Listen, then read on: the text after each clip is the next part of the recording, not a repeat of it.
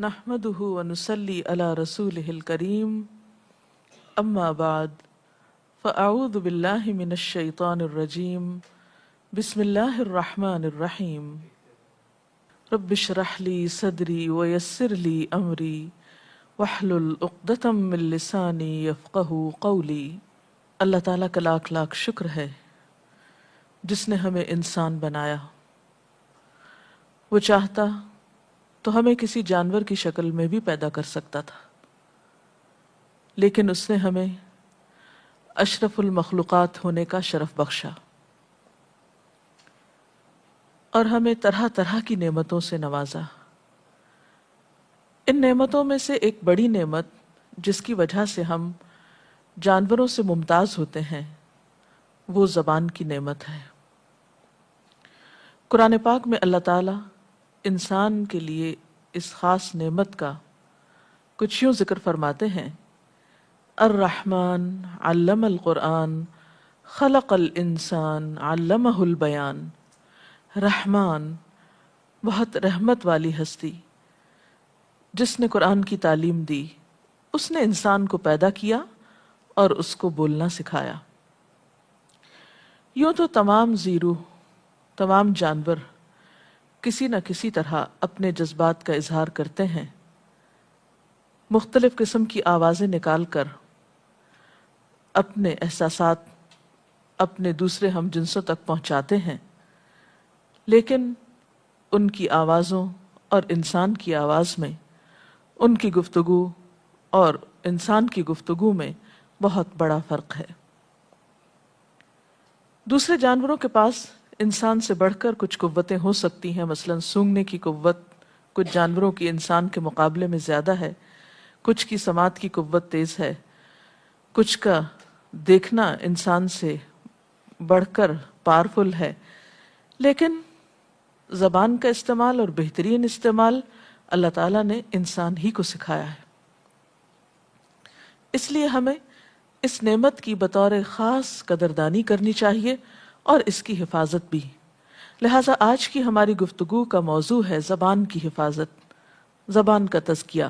نعمت جو بھی ہے، قیامت کے دن اس کے بارے میں سوال کیا جائے گا۔ قرآن پاک میں اللہ تعالیٰ فرماتے ہیں وَلَتُسْأَلُنَّ يَوْمَئِذٍ عَنِ النَّعِيمِ، اور اس روز تم سے نعمتوں کے بارے میں ضرور پوچھا جائے گا۔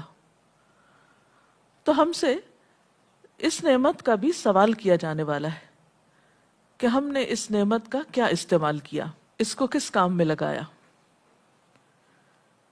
ہر نعمت کے استعمال کی طرح اس نعمت کے استعمال کے بھی دو طریقے ہو سکتے ہیں، ایک اچھا طریقہ، درست طریقہ جو ہمارے لیے فائدہ مند ہو سکتا ہے، ہمیں نفع پہنچا سکتا ہے، اور دوسرا غلط طریقہ۔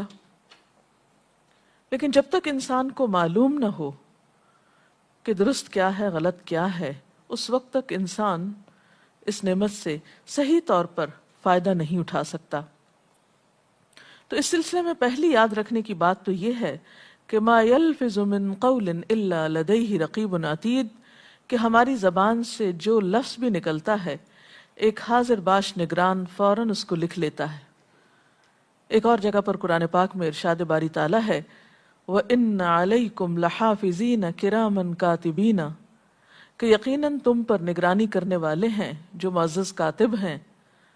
انسان جو کچھ کہتا ہے آہستہ یا زور سے یا کسی بھی زبان میں، وہ سب لکھا جاتا ہے، اور یہ لکھا ہوا قیامت کے دن صحیفوں کی شکل میں، کھلی کتاب کی شکل میں انسان کے سامنے آ جائے گا، اور اس وقت انسان کہے گا ما لہذا الکتاب لا یغادر صغیرۃ ولا کبیرۃ الا احصاها، کہ اس کتاب کو کیا ہو گیا، اس لکھے ہوئے نوشتے کو کیا ہو گیا کہ اس نے نہ تو کوئی چھوٹی بات چھوڑی اور نہ ہی کوئی بڑی بات، مگر ہر چیز کو لکھ لیا۔ بعض باتیں ہم بے دھیانی میں زبان سے نکالتے رہتے ہیں اور سمجھتے ہیں کہ ان کا شاید کچھ بھی اثر نہ ہو، نہیں، ایک ایک حرف اور ایک ایک لفظ لکھا جائے گا اور پھر تولا جائے گا، گنا جائے گا، اور اس کے مطابق جزا یا سزا بھی دی جائے گی۔ اس لیے زبان کے معاملے میں بہت ہوشیار ہونے کی اور بہت محتاط رہنے کی ضرورت ہے۔ قرآن پاک میں اللہ تعالیٰ فرماتے ہیں یوم تشہد علیہم السنتہم، جس دن ان کے خلاف خود ان کی اپنی زبانیں گواہی دیں گی. یعنی آج یہ زبان جو ہمارے حق میں بولتی ہے اور ہم اسے اپنی مرضی اور اپنی خواہش کے مطابق استعمال کرتے ہیں، قیامت کے دن یہی زبان اللہ کی مرضی کے مطابق بولے گی اور انسان کے خلاف گواہی دے گی. نبی صلی اللہ علیہ وسلم نے بھی فرمایا کہ اکثر لوگ اپنی زبان اور شرمگاہ کی حفاظت نہ کرنے کی وجہ سے جہنم میں جائیں گے. تو اس سے یہ پتہ چلتا ہے کہ زبان سے نکلے ہوئے الفاظ انسان کو یا تو جنت میں پہنچا سکتے ہیں یا جہنم میں بھی گرا سکتے ہیں. حضرت معاذ رضی اللہ تعالیٰ عنہ کی حدیث میں آتا ہے کہ اللہ کے رسول صلی اللہ علیہ وسلم نے ان سے فرمایا، اے معاذ اس زبان کو بند رکھ، یعنی کم بولا کرو، یا مراد یہ کہ بلا ضرورت مت بولو. انہوں نے عرض کیا، اللہ کے رسول صلی اللہ علیہ وسلم کیا زبان سے نکلی ہوئی باتوں پر بھی پوچھ ہوگی؟ یعنی ہماری گفتگو کا بھی حساب ہوگا؟ آپ نے فرمایا، معاذ تیری ماں تجھے گم کرے، جہنم میں منہ کے بل یا ناک کے بل لوگوں کو زبان کی کٹائی کے علاوہ اور کیا چیز گرائے گی؟ گویا سب سے زیادہ جو چیز انسان کو نقصان دینے والی ہے وہ انسان کی اپنی ہی زبان ہے. ایک اور روایت میں آتا ہے کہ جس نے اپنی زبان روک لی اللہ نے اس کی پردہ پوشی کی، کیونکہ انسان جب بولتا ہے تو اس کے اچھائی یا برائی کھل کر سامنے آ جاتی ہے. اور بعض اوقات انسان دنیا میں بھی اپنے ہی منہ کی کہی ہوئی بات کی وجہ سے پریشانی کا شکار ہوتا ہے. ایک اور حدیث میں آتا ہے کہ جب انسان صبح کے وقت اٹھتا ہے تو اس کے جسم کے سارے اعضاء زبان کے آگے ہاتھ جوڑتے ہیں، منت سماجت کرتے ہیں کہ ہمارے معاملے میں خدا سے ڈرو. اگر تم بگڑی، یعنی تم نے غلط بیانی کی، غلط بات کہی، تو ہماری بھی پکڑ ہو جائے گی، ہمیں بھی سزا بھگتنا ہوگی. اس لیے ہم میں سے ہر شخص کے لیے لازم ہے کہ وہ اپنی زبان کے بارے میں خاص احتیاط سے کام لے. نبی صلی اللہ علیہ وسلم نے فرمایا، بندہ اللہ کی رضامندی کی بات کرتا ہے اور اسے خیال بھی نہیں ہوتا کہ اس کے منہ سے کیا بات نکلی ہے، اس کی طرف اس کی توجہ بھی نہیں ہوتی، لیکن اللہ تعالیٰ اس بات کی وجہ سے اسے کئی درجے بلندی عطا فرماتا ہے. اور بندہ اللہ کی ناراضگی کی بات کر دیتا ہے جس کی طرف اس کا دھیان بھی نہیں ہوتا، یعنی بے سوچے سمجھے بول دیتا ہے کوئی بات جس سے اللہ تعالیٰ ناراض ہو جاتے ہیں، لیکن اس کی وجہ سے وہ جہنم میں جا گرتا ہے. تو اس سے یہ بات بھی پتہ چلتی ہے کہ ضروری نہیں کہ صرف ان باتوں کی پکڑ ہو جو انسان جان بوجھ کر غلط کرتا ہے. اندیشہ اس بات کا بھی ہے کہ انسان بے سوچے سمجھے بغیر دھیان دیے جو غلط باتیں کرتا ہے ان کا بھی مواخذہ ہوگا، کیونکہ قرآن پاک کی روح سے ہر بات لکھی جاتی ہے، ایک ایک لفظ لکھا جا رہا ہے. اور بات یہ ہے کہ اگرچہ یہ بات حیران کن معلوم ہوتی ہے کہ ایسا کیوں ہے، آخر منہ سے نکلے ہوئے الفاظ کی اتنی اہمیت کیوں ہے کہ وہ انسان کو یا تو کسی بلند مقام پہ پہنچائیں یا اس کو ذلت اور رسوائی کے گڑھوں میں گرائیں. تو بات یہ ہے کہ انسان جو کچھ بولتا ہے دراصل وہ اس کی شخصیت کا آئینہ دار ہوتا ہے، اس کی سوچ، اس کے خیالات کا نچوڑ ہوتا ہے، وہ اس کی شخصیت کو نمایاں کرتا ہے. گویا انسان کے سارے اعمال کا نچوڑ یا خلاصہ اس کی گفتگو میں ہوتا ہے. عام طور پر جو کچھ ہم سوچتے ہیں وہی بولتے ہیں، یا جو کچھ ہم کرتے ہیں وہی بولتے ہیں. تو سوچ اور عمل یا فعل کے درمیان میں قول یا بول جو ہے وہ بہت بنیادی حیثیت رکھتا ہے. اس لیے انسان کو اپنے خیالات اور اپنے اعمال پر بھی نظر کی ضرورت ہے تاکہ انسان صحیح گفتگو کرے. قرآن پاک میں مختلف انداز سے لوگوں کو اپنی گفتگو درست کرنے کا حکم دیا گیا. کہیں کہا گیا قولوا للناس حسنا، لوگوں سے اچھی بات کہنا. کہیں کہا گیا قولوا قولا سدیدا، لوگوں سے درست بات کہو. کہیں قولا معروفہ کی بات کی گئی، کہیں قولا لینا کی بات کی گئی کہ بھلی بات کرو، نرمی سے بات کرو، کیونکہ یہ زبان انسان کو یا تو کامیابی کی راہ پہ ڈالتی ہے یا پھر ذلیل و رسوا کرتی ہے. آئیے دیکھتے ہیں کہ ہم کن لوگوں سے گفتگو کرتے ہیں اور اس گفتگو میں کیا کیا چیزیں شامل ہوتی ہیں. عموماً ہم 3 طرح کے لوگوں سے معاملہ کرتے ہیں، اپنے سے بڑوں سے، اپنے برابر والوں سے اور اپنے سے چھوٹے لوگوں سے. جب ہم بڑوں سے بات کرتے ہیں تو کچھ محتاط ہو کر ہی کرتے ہیں، برابر والوں سے ویسی کرتے ہیں جیسے وہ ہم سے کرتے ہیں، لیکن امتحان ہوتا ہے جب ہم اپنے سے چھوٹوں سے بات کرتے ہیں، خواہ وہ چھوٹے عمر میں چھوٹے ہوں یا مقام اور مرتبے میں ہوں یا مالی حیثیت میں چھوٹے ہوں۔ یہاں آ کر انسان کا سخت امتحان ہوتا ہے کہ انسان کا اصل اخلاق اور اصل کردار اور رویہ کیا ہے۔ اب اگر اپنی گفتگو کا جائزہ لینا ہو کہ ہم کس قسم کی گفتگو کرتے ہیں، بھلی یا بری، تو اس وقت اپنا حساب کیا کیجئے جب آپ اپنے سے چھوٹوں کے ساتھ بات کر رہے ہوتے ہیں کہ اس وقت آپ کا طریقہ کیا ہے، کیا اس میں کہیں کوئی تحقیر کا پہلو تو نہیں، کہیں ڈانٹ ڈپٹ کا پہلو تو غالب نہیں، کہیں بد اخلاقی کا عنصر تو اس میں شامل نہیں۔ اس لیے وقتاً فوقتاً اپنا حساب خود لیتے رہنے کی ضرورت ہے تاکہ ہم اپنی اصلاح اور تزکیے کا کام کر سکیں۔ اب ایک اہم چیز یہ ہے کہ پھر گفتگو کیا ہو۔ یہاں آ کر ہم چند ایسی باتیں ڈسکس کرتے ہیں کہ جن کی طرف توجہ کر کے ہم اپنی گفتگو کو بہتر بنا سکتے ہیں۔